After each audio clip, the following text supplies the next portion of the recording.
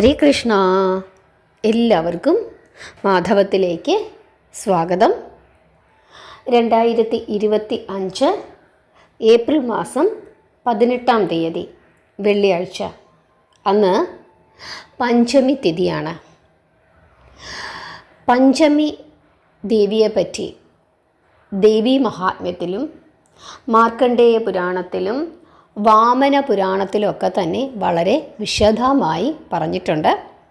ലളിതാ സഹസ്രനാമത്തിൽ പഞ്ചമി ദേവിയെപ്പറ്റി പറയുന്നുണ്ട്. ആരാണ് പഞ്ചമി ദേവി?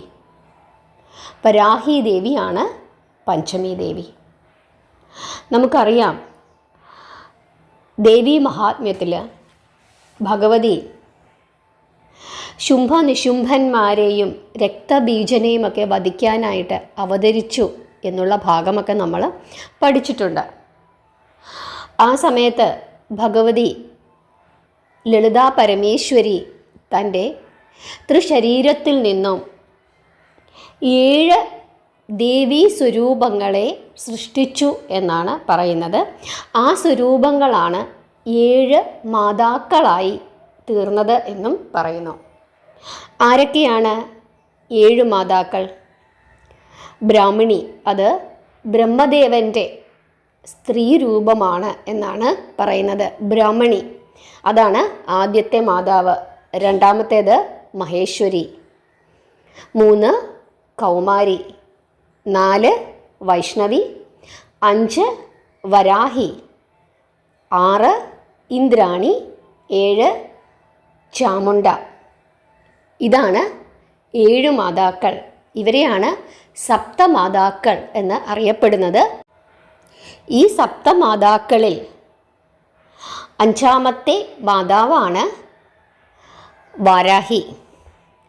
വാരാഹി ദേവിയെ ശിവഭക്തരും വിഷ്ണുഭക്തരും ഒരേപോലെ ആചരിക്കുന്നുണ്ട്. അതായത് ശൈവ വിശ്വാസപ്രകാരവും വൈഷ്ണവ വിശ്വാസപ്രകാരവും മഹാദേവിയെ പൂജിക്കുന്നു എന്നാണ് പറയുന്നത്. ഭാരതത്തിൽ, തമിഴ്നാട്ടിൽ, ഒറീസയിൽ, രാജസ്ഥാനിലൊക്കെ തന്നെ മഹാദേവിയെ പ്രത്യേകമായി പൂജിക്കുന്നുണ്ട്. രാത്രിയുടെ ദേവതയാണ് വരാഹി ദേവി. താന്ത്രിക വിദ്യ അനുസരിച്ചിട്ട് വരാഹി ദേവിയെ പ്രാർത്ഥിക്കാറുണ്ട്. ഭാരതത്തിൽ മാത്രമല്ല, നേപ്പാൾ പോലെയുള്ള സ്ഥലങ്ങളിലും വരാഹി ദേവിക്ക് വളരെയധികം പ്രാധാന്യമുണ്ട്.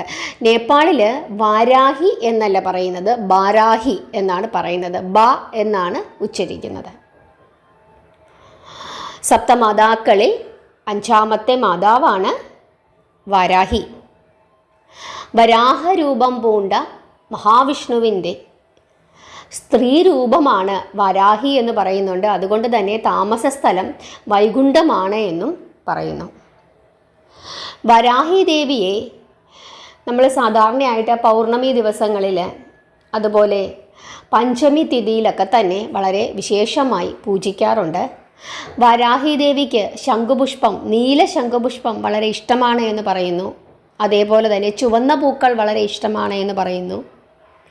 മാതള നാരങ്ങ, അതുപോലെ മധുരക്കിഴങ്ങ്, ഇതൊക്കെ ദേവിക്ക് വളരെ ഇഷ്ടമുള്ള ഫലങ്ങളാണ് എന്ന് പറയുന്നു. മധുരക്കിഴങ്ങും മാതള നാരങ്ങയുമൊക്കെ ദേവിക്ക് സമർപ്പിച്ച് പ്രാർത്ഥിക്കുന്നത് വളരെയധികം ഐശ്വര്യം പ്രദാനം ചെയ്യും എന്ന് പറയുന്നുണ്ട്. ശംഖുപുഷ്പം, നീല ശംഖുപുഷ്പം കൊണ്ട് മാലകൾ ചാർത്തുന്നതും ഭഗവതിക്ക് അർച്ചന ചെയ്യുന്നതും വളരെ വിശേഷമാണ് എന്നും പറയുന്നുണ്ട്. അഷ്ടദാരിദ്ര്യങ്ങൾ തീർക്കുന്നവളാണ് വരാഹി എന്നാണ് പറയുന്നത്. എന്തൊക്കെയാണ് അഷ്ടദാരിദ്ര്യങ്ങൾ? 1, സന്താന ദാരിദ്ര്യം. എല്ലാമുണ്ട്, കുഞ്ഞുങ്ങളില്ലെങ്കിൽ അതുകൊണ്ട് എന്തു ഫലം? അതാണ് ആദ്യത്തെ ദാരിദ്ര്യം. രണ്ടാമത്തത് ധൈര്യം അല്ലെങ്കിൽ ശക്തി. അതില്ലെങ്കിലും തീർന്നു. നമുക്ക് എന്തെങ്കിലും ഒരു കാര്യം ചെയ്യണമെങ്കിൽ എന്തുണ്ടാകണം? നല്ല ശാരീരികവും മാനസികവുമായ ധൈര്യവും ശക്തിയും ഒക്കെ വേണം. എങ്കിൽ മാത്രമേ നമുക്ക് ജീവിക്കാൻ സാധിക്കുകയുള്ളൂ. അതില്ലെങ്കിൽ തീർന്നു. അടുത്തത് വിജയം. എന്തു ചെയ്തിട്ടും വിജയം ലഭിക്കുന്നില്ലെങ്കിൽ അതുകൊണ്ട് എന്തു പ്രയോജനം? എത്ര കഷ്ടപ്പെട്ടിട്ടും ഫലമില്ല.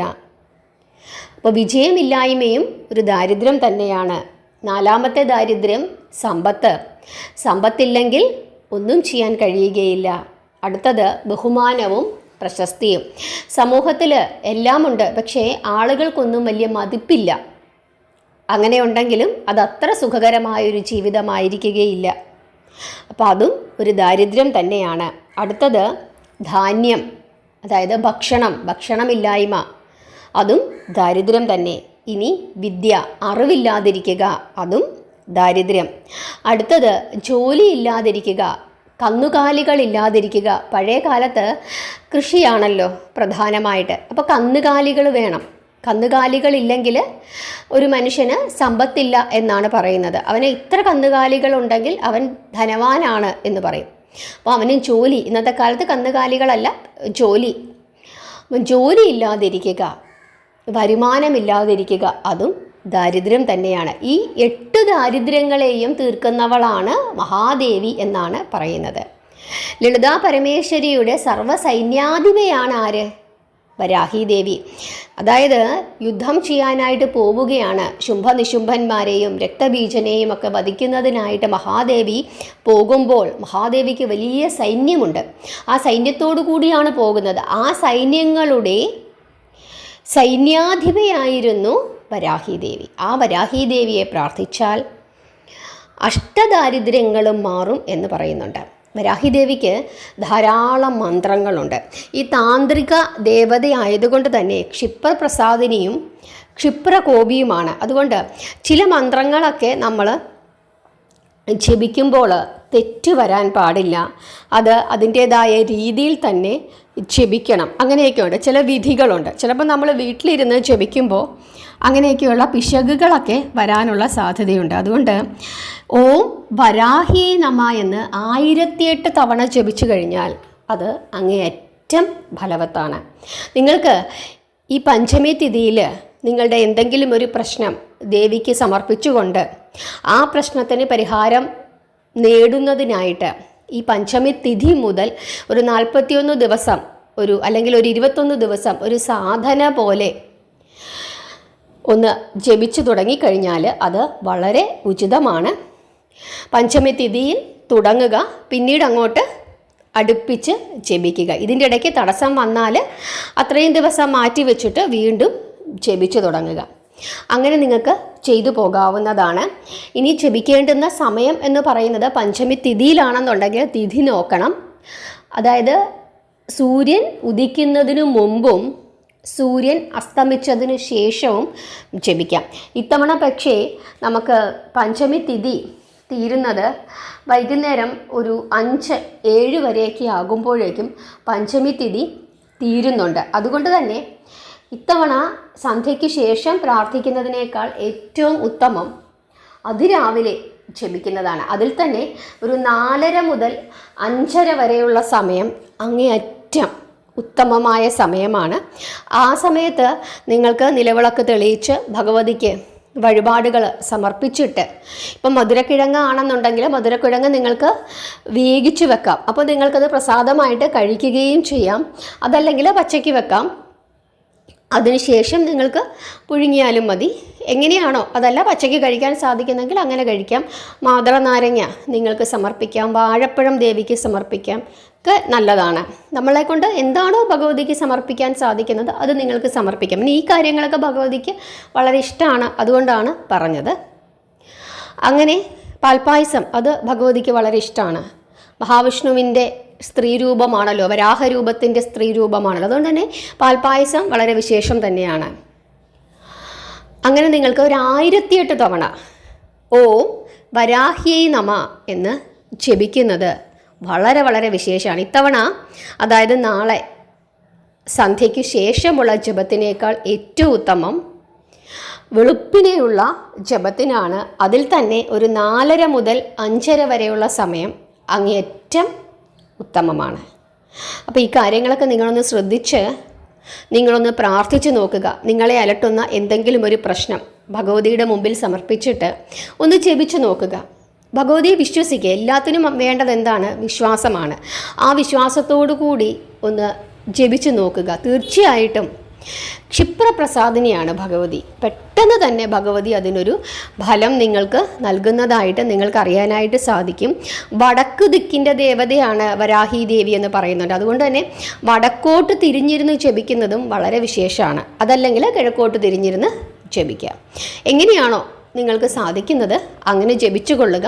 നമുക്കിവിടെ തിരുവനന്തപുരത്ത് പേട്ടയിൽ ആനയറയ്ക്ക് പോകുന്ന വഴിക്കായിട്ട് പഞ്ചമി ദേവിയുടെ ക്ഷേത്രമുണ്ട്. വളരെ വിശേഷപ്പെട്ട ക്ഷേത്രമാണ്. ഞാൻ ഇടയ്ക്ക് അവിടെ പോകാറുണ്ട്. ഓരോ ദിവസം ചെല്ലുന്തോറും തിരക്ക് വർദ്ധിച്ചു വരുന്നതായിട്ടാണ് നമുക്ക് കാണാനായിട്ട് സാധിക്കുന്നത്. അവിടെ ഭഗവതിയുണ്ട്, അക്കൂട്ടത്തിൽ തന്നെ വരാഹിയുമുണ്ട്. രണ്ടുപേരും ഒരേപോലെ ഇരിക്കുകയാണ്. വളരെ വളരെ കേമമായ ഒരു ക്ഷേത്രമാണ്. എനിക്ക് അനുഭവമുണ്ട് പല കാര്യങ്ങളിലും. അതുകൊണ്ട് തന്നെ നിങ്ങൾ വിശ്വസിച്ച് പ്രാർത്ഥിച്ചു കൊള്ളുക. നിങ്ങളെ അലട്ടുന്ന ഏതെങ്കിലും ഒരു പ്രശ്നം ഭഗവതിക്ക് സമർപ്പിച്ച് പ്രാർത്ഥിച്ചു കൊള്ളുക. തീർച്ചയായിട്ടും അമ്മ മഹാമായ നിങ്ങളെ അനുഗ്രഹിക്കും എന്നുള്ള കാര്യത്തിൽ യാതൊരു തർക്കവുമില്ല. പക്ഷേ വിശ്വാസമാണ് പ്രധാനം. നാമം ജപിച്ചുകൊണ്ടേയിരിക്കുക. ഭഗവതിയുടെയും ഭഗവാന്റെയും അനുഗ്രഹം നിങ്ങൾക്ക് എല്ലാവർക്കും ഉണ്ടാകട്ടെ. ഹരേ കൃഷ്ണ.